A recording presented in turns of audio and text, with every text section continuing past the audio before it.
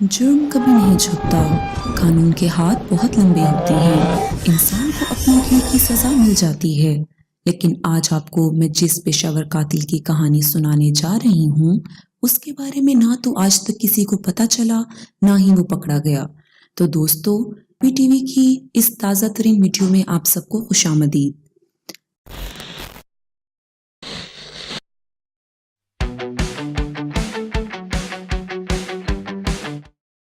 یہ ویڈیو ہے ایک پیشہ ور قاتل کی جس کی درندگی کی مثالیں آج تک دی جاتی ہیں۔ ساری دنیا اس قاتل کو جیک دی ریپر کے نام سے یاد رکھے ہوئے ہے۔ دوستو، کوئی نہیں جانتا اس قاتل کا اصل نام کیا تھا، لیکن یہ وائٹ چیپل قاتل اور لیدر ایپرن کے نام سے مشہور ہوا۔ اس قاتل کی خاص بات یہ تھی کہ یہ صرف پروسٹیٹیوٹس کو ہی اپنا نشانہ بنایا کرتا تھا۔ کہانی کچھ یوں ہے کہ یہ جن عورتوں کا قتل کیا کرتا تھا، ہمیشہ ان کے گلے کاٹ کر ان کے پیٹ چاقو سے چاک کر دیا کرتا تھا، کچھ کی انتڑیاں اور دیگر اعضاء کو چاقو سے چیر دیتا۔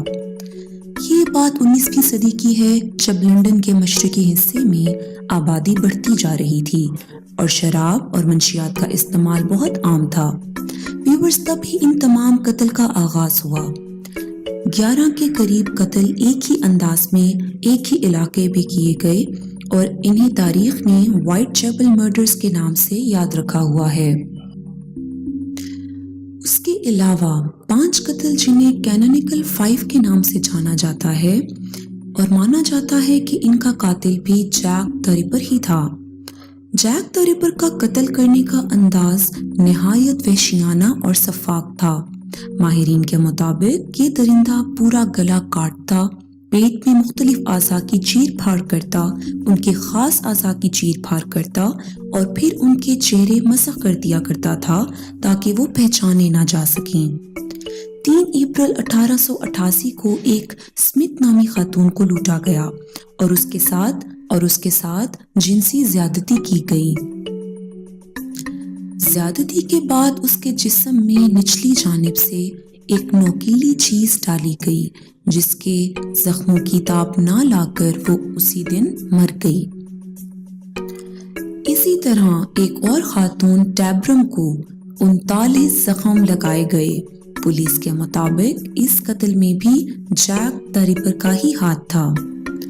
کینونیکل 5 بھی ریپر کے 5 شکار کے نام ہیں۔ نکولس کی لاش 3:45 بجے پائی گئی جو کہ پہچاننے کے قابل بھی نہ تھی۔ اس کے سارے پیٹ کے اعضاء غائب تھے اور پیٹ پورا کھلا پڑا تھا۔ اسی طرح چیپمین بھی جیک کی زیادتی کا نشانہ بنی اور قتل کے بعد اس کا یوٹرس اس کے جسم سے غائب تھا۔ کہا جاتا ہے کہ کچھ لوگوں نے چیپمین کو سیاہ بالوں والے آدمی کے ساتھ دیکھا تھا۔ اسٹرائیڈ اور ایڈوز کے قتل بھی کچھ مختلف نہ تھے۔ ایڈوز کے قتل کے بعد اس کے جسم میں سے اس کا یوٹرس نکالا گیا تھا۔ کیلی کا قتل سفاکی کی بھی بدترین مثال ہے، جس میں اس کا قتل اس کی آرامگاہ میں کیا گیا اور جہاں اس کے منہ سے لے کر اس کی ریڑھ کی ہڈی تک اس کا جسم کھولا گیا تھا۔ اس کا دل اس کے جسمانی اعضاء میں سے غائب تھا۔ کچھ ماہرین کے مطابق یہ قتل جیک دی ریپر اکیلے کا کام نہیں ہے، بلکہ شاید اس کے ساتھ دیگر قاتلوں نے بھی اس کی مدد کی ہو۔ یہ 11 وائٹ چیپل میں ہونے والے قتل انسانی سوچ سے بالاتر ہیں۔ ایک مقتول عورت کی شرمگاہ پر بے جا زخموں کے نشان تھے اور اس کی ٹانگوں اور بازوؤں پر بے تحاشا ضربوں کے نشان تھے۔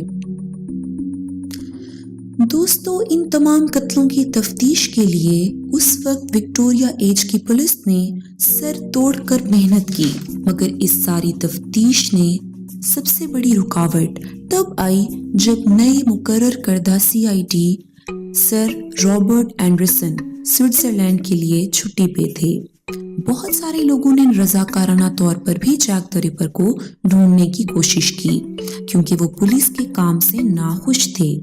اس وقت کی گورنمنٹ کے پاس پٹیشن بھی دائر کی گئی کہ جیک کو پکڑنے کے لیے انعاماتی رقم رکھے جائیں۔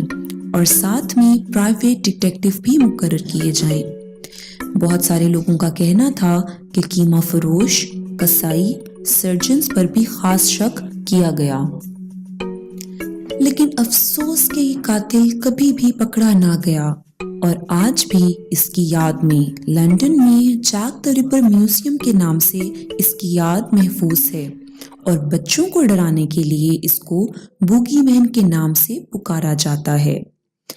ان تمام حقیقت پر مبنی واقعات پر بہت ساری کہانیاں لکھی جا چکی ہیں۔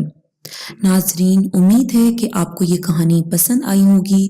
اگر آپ کو یہ ویڈیو پسند آئی ہے تو نیچے دیے گئے بٹن پر لائک کریں اور مزید ویڈیوز جاننے کے لیے اور دیکھنے کے لیے سبسکرائب کریں ہیپی ٹی وی۔